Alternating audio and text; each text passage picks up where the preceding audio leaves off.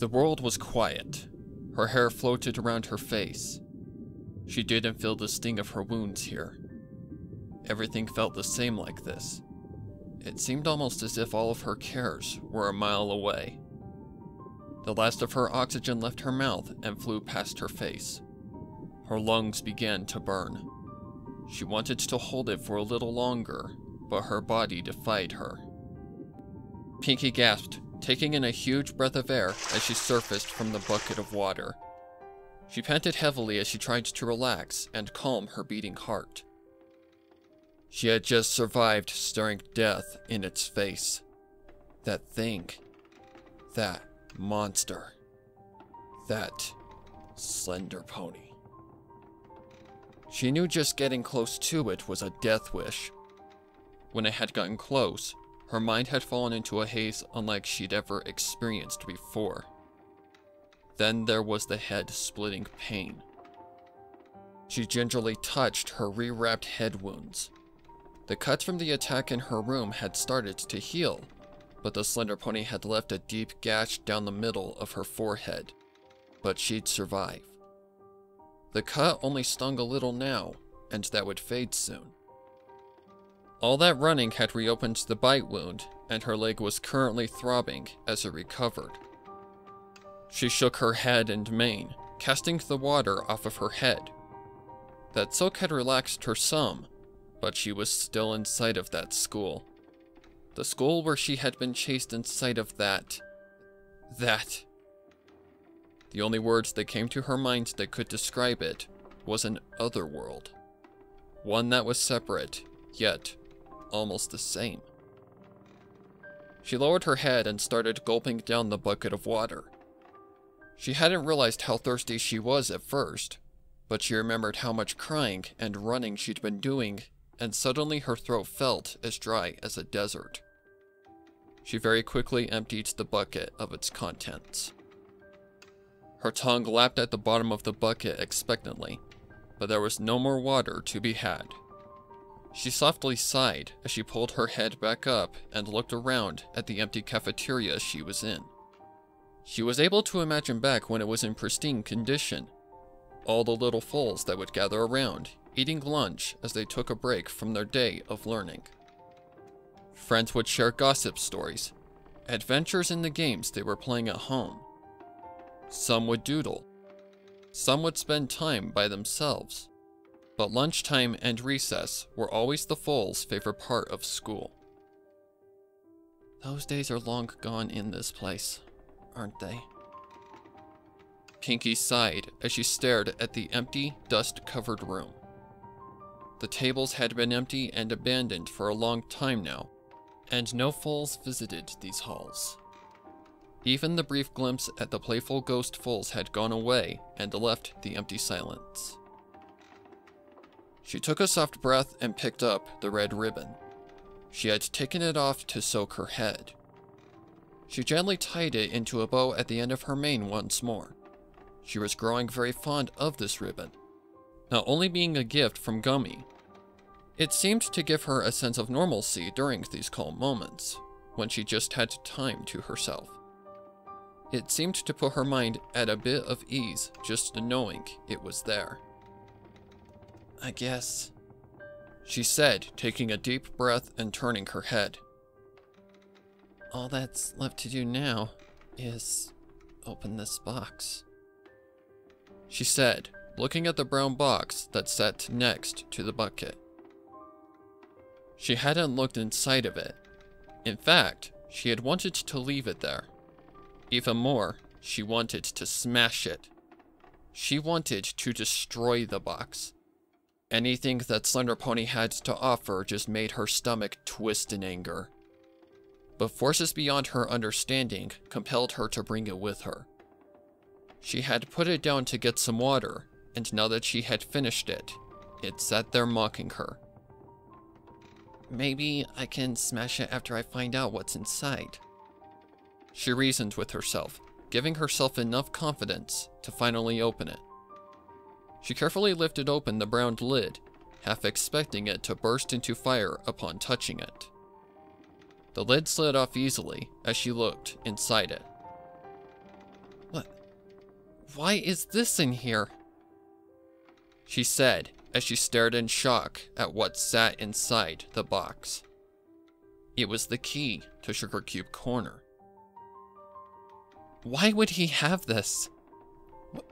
Why would he give it to me? The questions racked Pinkie's mind, but no answers came. She had just come from that area.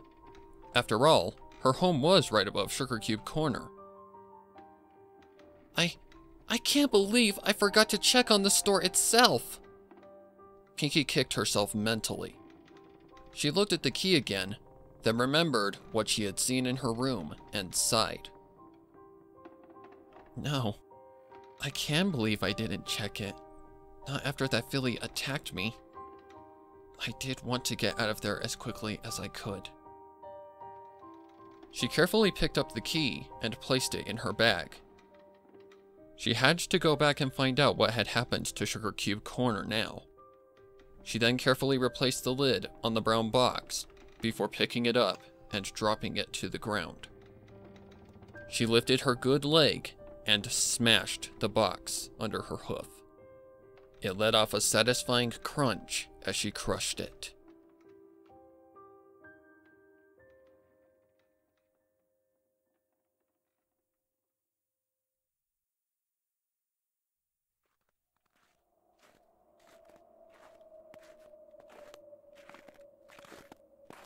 The snow had started to pile up thickly at her hooves. The town looked like it had a white blanket covering it. Every part of town had snow on it. The streets, the roofs, and the trees. Pinkie had never seen the town covered in the snow this way before. There had always been ponies that made sure the town was still usable during the winter, clearing the streets and making sure the snow didn't pile up too thickly. Each step gave a crunch in the snow as the cold ground sank beneath her. She shivered even more now, wishing she had brought some winter clothes to keep warm. Normally she did well in the cold, but the snow kept wetting her coat. She could feel ice starting to form at the base of her legs. Sugar Cube Corner finally came into view. She sighed in relief. She had seen groaners in the distant fog, but none had come close to her. She had managed to make it there, only suffering from the cold. She went up to the door of her favorite bakery and gently tried to open it. The door was locked, as she had expected. So even if she had tried to check on it earlier, she would have just had to move on. She carefully pulled the key to the store out of her bag and placed it into the lock, the door unlocking. Pinkie watched as the key turned to ash, just as the skull key had before it.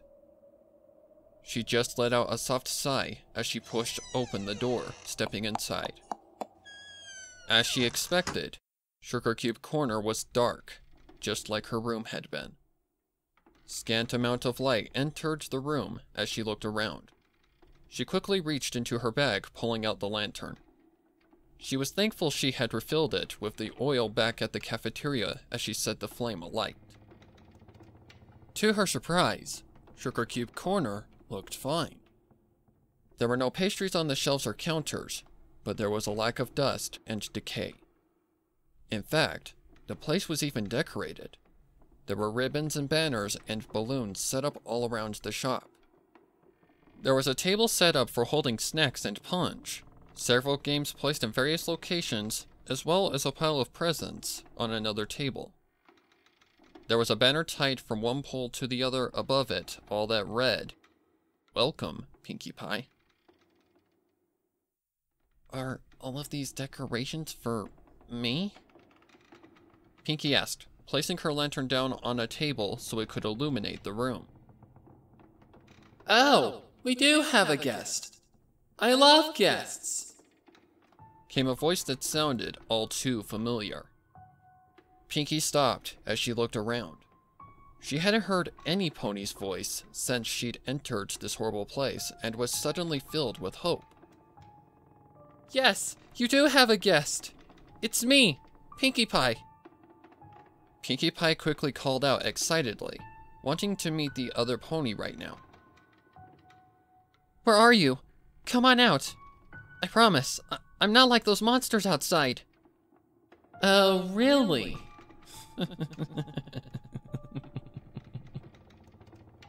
The voice chuckled. It's just so hard to tell these days who is and who isn't. The voice said cheerfully. Please, will you come out? I'd really like to see your face. Pinkie said. She didn't care the voice seemed to sound familiar. She just wanted to see the pony. Okie dokie Loki, since you asked so nicely. A blob of darkness in the corner of the room began to move. It seemed to manifest into the form of a pony before Pinkie's eyes. The shadows surrounding the pony faded as light soon gave her a form. Pinkie gasped in shock, covering her mouth with a hoof. What's the matter? You seem so surprised to see me. You said your name was Pinkie Pie, right? What a coincidence! My name's Pinkie Pie too. There was no doubt about it. The bright pink coat, the frizzled up curly mane and tail, the blue and yellow balloons for a cutie mark, the bouncy bubbly attitude. It was Pinkie Pie. But that's going to get confusing if we both start calling each other Pinkie Pie. She explained as she stopped bouncing for a moment, thinking about. We should give you a nickname. What? But I'm... Pinkie couldn't think of anything to say. Why was there two of her? And this Pinkie didn't seem to be suffering at all from any sadness or despair. She wasn't covered in any bandages, and she didn't look hurt. This Pinkie looked exactly like she did before the nightmares had started to affect her, and this town wasn't helping her. Oh! I see your hair is down. Does that mean you're sad? You must be. The only way my hair goes down is when I'm sad. We can call you Sadie Pie. The happy version of Pinkie bounced again. Why are you so sad, Sadie Pie? Did someone steal your sweets? You can always make more, you know. She giggled merrily. Oh, I know what'll turn that frown upside down. Let's have some cupcakes. Cupcakes? Pinkie asked a little hesitantly. But I want to get out of this town. You want to go? Happy Pinkie Pie said, tilting her head. But you only just got here. Come on, there's so much fun for us to have. She bounced over to a door on the side of Sugar Cube Corner, one that led to the basement. She opened the door, then turned back around. Come on and follow me. We'll have lots of fun. Then we'll make those cupcakes. The happy Pinkie Pie bounced into the darkness of the stairs, disappearing from sight. Pinkie just stared in disbelief as the second Pinkie disappeared from sight. She couldn't believe her own eyes. Surely she was the only Pinkie Pie, right? She had to find out why there was a second Pinkie Pie. She grabbed the lantern and slowly began to follow down the stairs to the basement. She could hear the constant giggling of herself far down in the darkness. For some reason, she might have preferred the silence. She hit the bottom of the stairs and looked up, expecting to see the basement. Instead, there was a long hallway before her with a series of 4 doors along it with a final wooden door at the end. Come on, let's play already. The chipper voice echoed throughout the hallway. Pinkie couldn't tell which direction it had come from. She slowly walked up to the first door and opened it, entering slowly. Inside the room, she got a shock as she saw the familiar look of the living room from the farm. Here, you should eat something. The ghostly image of her father had placed a bowl of soup before a ghostly image of her younger self, wrapped in a blanket. I'm not hungry. Her younger self had softly muttered in response. She bundled herself up tighter into the blanket. You haven't eaten anything since you got back. Please, you have to eat. Her father sat down on the couch next to his daughter. I don't ever want to eat again. Young Pinkie said, her voice quivering with fear. Her father placed his head around his shaking daughter, holding her close to his body. The images faded away. The room was quiet as Pinkie stared at the images she had just seen. Was that a memory? She asked herself. It wasn't a memory she could remember. The words her father had spoken felt ominous, but she couldn't think of why they would seem that way. She saw something out of the corner of her eye, looking down on the table where the soup had been placed. On top of it was a green tile with the image of a cat on it. She wasn't sure what it meant, but she felt it was something important. She made sure to quickly grab it and place it inside of her bag. She then exited the room, closing the door behind her. You do want to have fun, don't you? Came the cheerful voice that echoed through the hallway once again. Pinkie ignored it for the moment, opening the door across from the first one. Inside the door, she saw an interrogation room, one she would have seen at the local authorities when she was little. Can't you see she's been through a lot? The ghostly image of her mother told a ghostly police cult as she hugged her pink daughter. Your questions are upsetting her. The pink filly was shaking in her mother's arms. I apologize profusely. We're not trying to scare her, but we need to know what happened.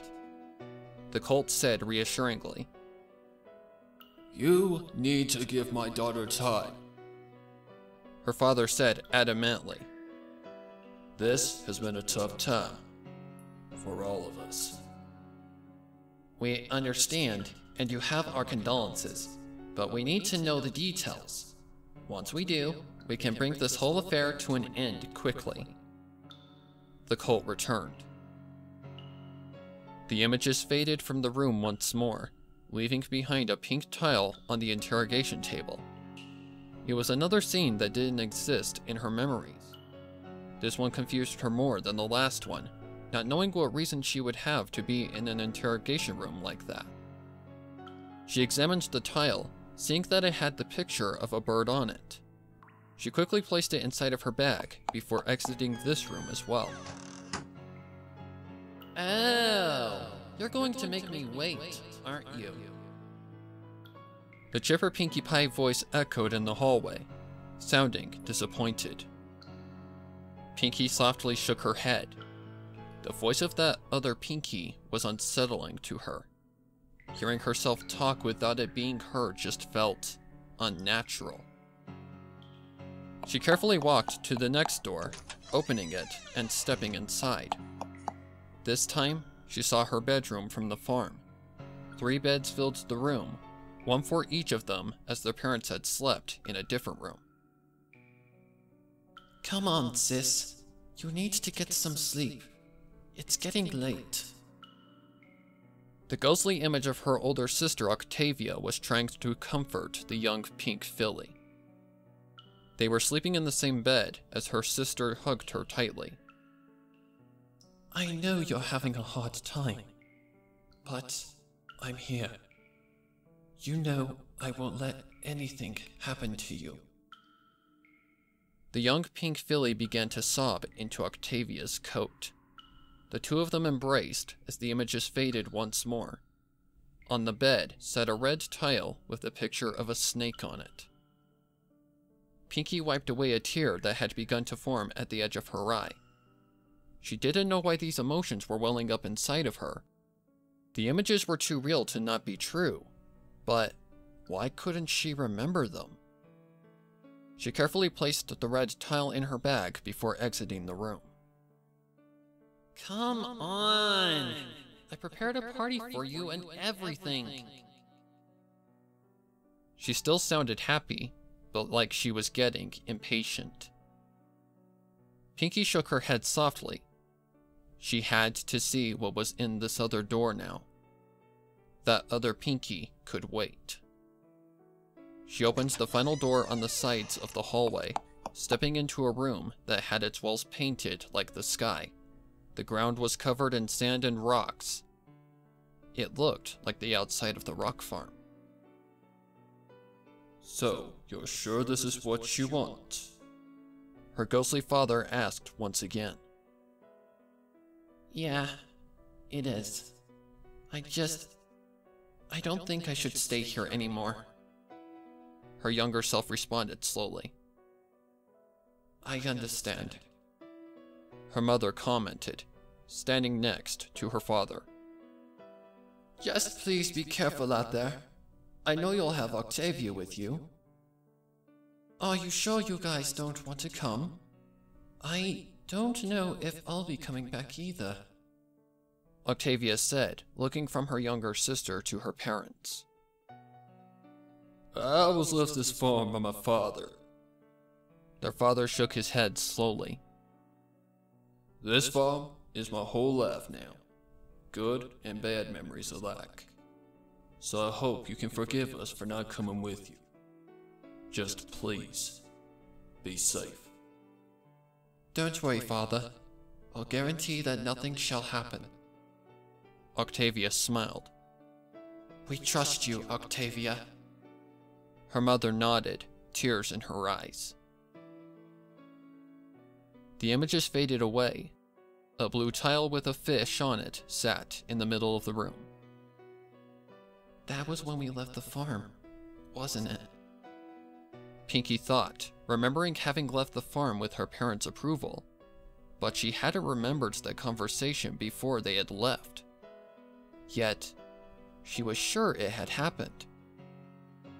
All of these images were experiences she'd had when she was younger. Yet, she had forgotten them. Why would I have forgotten these memories?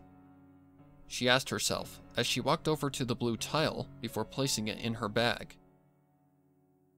There must be a good reason for why I have forgotten. Maybe that other Pinkie Pie knows. She thought to herself as she exited the room. The other Pinkie Pie voice huffed softly.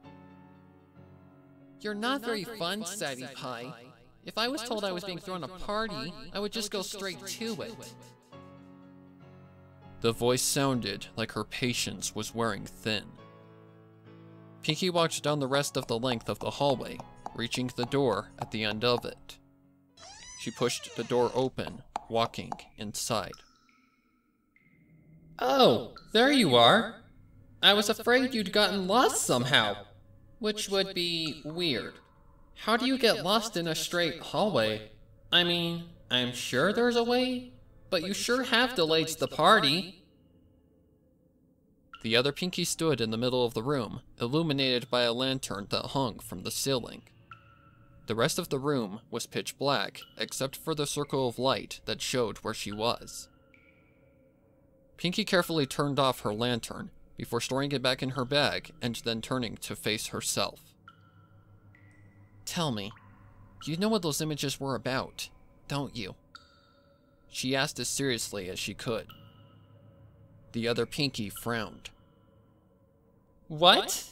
You made me wait for that? That's not very nice, she said, giving a huff. But I'll forgive you. After all, now that you're here, we can have fun together. She bounced happily. Please, I want to have as much fun as you do, but I can't enjoy myself until I find some answers. Pinkie shook her head. What happened to Ponyville? Why are there monsters? Why am I seeing the images I'm seeing? I want nothing more than to go back to throwing parties and hanging out with my friends. She lowered her head a little. But I can't. Not so long as all these questions are eating me up inside. The other Pinkie stopped bouncing and just seemed to frown. Fine, I see how it is. I guess I'll just have to remove that sadness from you, Sadie Pie. Pinkie blinked in confusion. She had no idea what the other Pinkie meant, but she hadn't answered any of her burning questions. Her thoughts were stopped as her heart sunk. Her ears could hear the siren going off. The light in the room was dimming, turning it pitch black, slowly. Oh no. Oh no, no, no, no, no, no, no, no, no. She thought, beginning to panic as the light faded completely. She tried to brace herself for anything. The world was changing. She could feel it shifting under her hooves. As the siren began to die out, the lantern began to flicker back to life, re-illuminating the spot the other Pinkie was standing. The ground around them had turned into the rotting, grime-covered floor that had appeared the first time she had heard the siren. The other Pinkie Pie was still standing where she had been. The only difference now was that she was wearing a strange dress with wings. As the other Pinkie began to turn around, the phonograph began to come to life with static. You know, The other Pinkie spoke up. Playing with myself really might be the most fun I'll ever have. She let out a soft chuckle, turning around fully to give Pinkie a full view of the outfit. I'll have to make it last, but all things do come to an end. Pinkie stared at the outfit, beginning to notice details about it she wished she hadn't. The wings on the back, 6 in total, were each a different color and were crudely stitched on. Around her neck was a necklace of multiple unicorn horns dangling from it. The cloth her dress was made out of looked like a patchwork quilt made out of leather. Each square of the dress had a different cutie mark on it.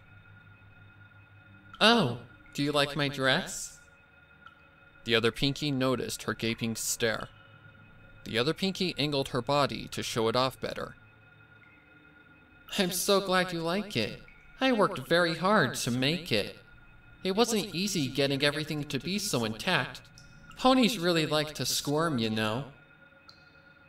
She laughed as she gently played with one of her wings.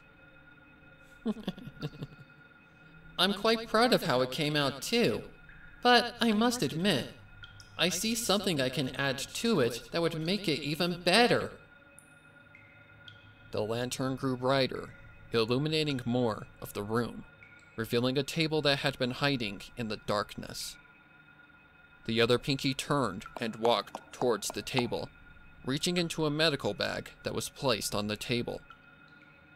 From the bag, she pulled out a large, sharp butcher's knife. Now, be a good pony and hold still, won't you?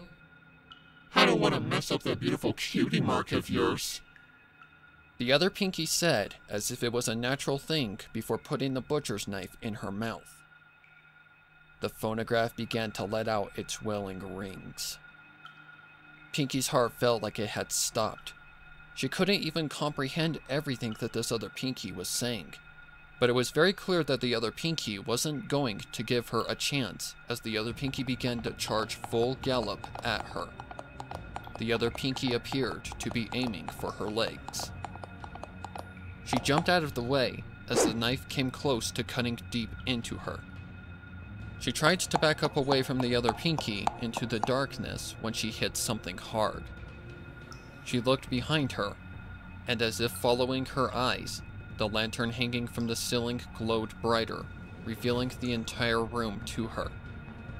She had run into the dried remains of a pony hanging from the ceiling by a butcher's hook. She jumped away, not even wanting to touch it as her eyes quickly began to see the decorations of the room. She felt her stomach reach her throat. Pony bodies hung from several parts of the room. Their bodies dried, and caked pools of blood lie beneath them. Skulls decorated the walls, while the furniture was made up of bones and skin. Balloons floated that were dyed with blood, streamers and ribbons that had been given the same treatment. Piles of body parts and organs lie stacked in the corners of the room. On the table with the medical bag, appearing from the darkness that had hid it before, was a plate adorned with 4 foals surrounding it, with a pile of cupcakes in the center of the plate. Her ears twitched as she heard the galloping of hooves and jumped into the air, as the sound of a blade being swung struck the body she had run into. Pinkie ran away from the twisted version of herself, panting heavily as she galloped to the other side of the room. She turned around, watching as the other her pulled the knife out of the body. Sandy Pie, this isn't any fun if you just keep running. The other Pinkie said cheerfully, pulling the knife out of the body. I admire you, though. You have the will to fight. I like that in an opponent. She chuckled happily as she placed the knife back into her mouth. The other Pinkie said everything in that same happy voice. It terrified her, thinking that such things could be said with such a happy tone. That Pinkie had every intention of killing her, and not quickly. It was obvious she wanted to make it a slow, painful process. The other Pinkie was charging again. She could dodge it from this distance, though. She jumped out of the way, avoiding Pinkie. Yeah! She cried out as the searing pain sailed across her right leg. She stumbled away as she looked at the other Pinkie, who was giggling, blood dripping from the end of the butcher's knife.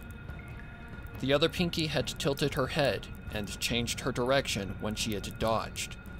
The knife had cut deeply into her leg. She could feel the blood trickling down her leg. With a playful hoof stomp, the other Pinkie broke into another charge straight for her. She mustered all her strength to jump away again. Yeah! She let out another painful cry as a gash cut down on her back leg, causing her to trip and collapse on the ground. Her leg twitched in pain as the gash reached diagonally down half her leg. She was severely bleeding now. The other Pinkie was able to maneuver too well for her to dodge. The attacks had all but immobilized her movement now. I give you an A for effort, but a C for execution. That gives you a good round B. The other Pinkie cheered happily for her. I do hope you won't completely give up once you lose your legs, though. I know it'll be tough, but keep on fighting. The twisted words sounded so cheerful, it sickened Pinkie. She turned her head to watch the other Pinkie put the knife back in her mouth. She had come up to her from behind and was raising her head now. She was going to bring the knife down. Bring it down, right into her leg. With all of her might, she pulled her leg back in. As the other Pinkie began to throw her head down with all of her might to chop the leg off, Pinkie bucked the leg with all of her might into the other Pinkie's jaw. A loud crack sounded through the room as Pinkie felt the body of the other Pinkie fly backwards, away from her. She heard a loud thud, followed by the clanging of the knife hitting the ground hard. She panted in pain, trying not to focus too much on her bleeding legs. She turned her head weakly to look in the direction the other Pinkie had flown. The other Pinkie groaned, having landed on her back.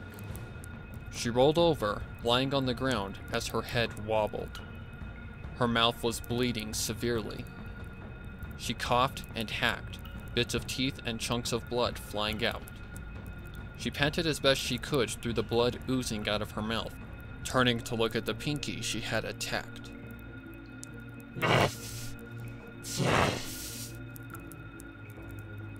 The other Pinkie tried to speak, but she just sputtered out what sounded like nonsense. She looked in pain as she tried to speak, but she slowly got to her wobbling hooves. Pinkie slowly got to her hooves as well. Putting weight on her injured legs made her body cry out in pain for relief, but she did her best to silence the cries.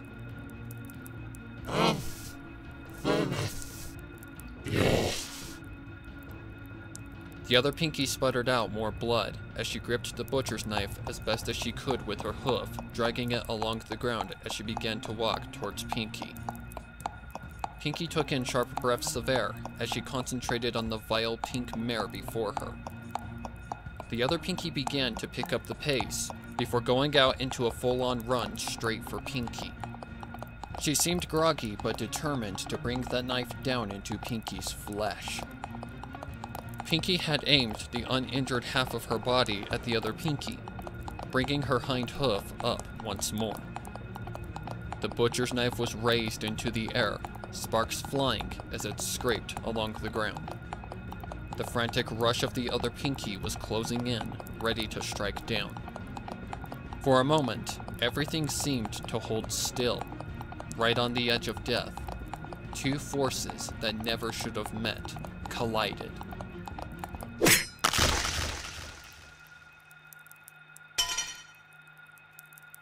The butcher's knife flew through the air, impaling itself into the ground. A loud crunching sound broke through the air. Pinkie's hind leg had struck, landing with all of its might straight into its victim's throat. The other Pinkie's eyes shrunk as her windpipe was crushed, her forward energy being matched by the stopping force of the kick. Her body betrayed itself and swung itself free of the ground, her whole being shifting out from under the power of the kick and hitting the ground with a hard thud. That Pinkie jerked and twitched on the ground as it tried with all of its might to get air from its broken windpipe, only to be filled with blood that poured freely from the neck. She jerked and squirmed as her eyes rolled into the back of her head. It seemed to last for an eternity, but the body finally stopped squirming as life escaped it. The only thing that could be heard was the loud panting of Pinkie Pie. Her phonograph had gone silent. She stared at the corpse that lay before her. She saw herself dead, killed by her own hoof. She seemed to be numb to the pain that was trying to course through her body, her mind beginning to fall into a haze from the amount of blood she was losing down her legs. It seemed insignificant at the moment. All she could do was stare numbly at the lifeless body before her. Nothing else seemed to even exist in the world.